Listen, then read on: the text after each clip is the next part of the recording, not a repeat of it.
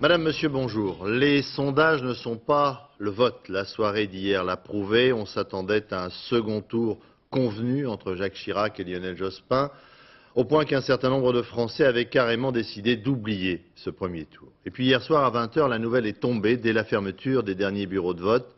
Véritable séisme dans le monde politique français bien ordonné tel qu'il existait depuis les débuts de la Ve République. Le second tour allait opposer le président sortant, Jacques Chirac, à Jean-Marie Le Pen.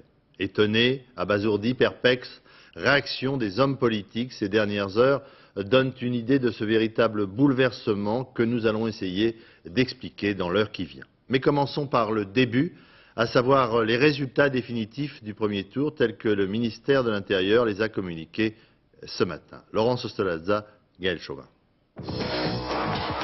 5 535 000 voix pour Jacques Chirac, 4 789 000 pour Jean-Marie Le Pen. Le leader du Front National arrive en tête dans 9 des 22 régions métropolitaines sur toute la façade nord-est et sud-est du pays. Ses meilleurs scores, il les réalise en Alsace et en Provence-Alpes-Côte d'Azur.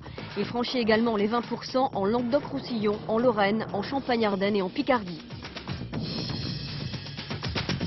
Le troisième homme est contre toute attente Lionel Jospin, à plus de 3 points du président candidat.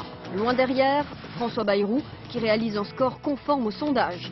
Quant à Arlette Laguillet, elle devance à la fois Jean-Pierre Chevènement, le candidat du pôle républicain, et Noël Mamère, le candidat vert. Ne franchissent pas le seuil des 5% Olivier Besancenot, le facteur de Neuilly, qui toutefois fait un bon score. De même que le représentant de la ruralité, 4,28% pour Jean Saint-Josse. Déception pour le libéral Alain Madelin et pour le candidat communiste, tous deux en dessous des 4%.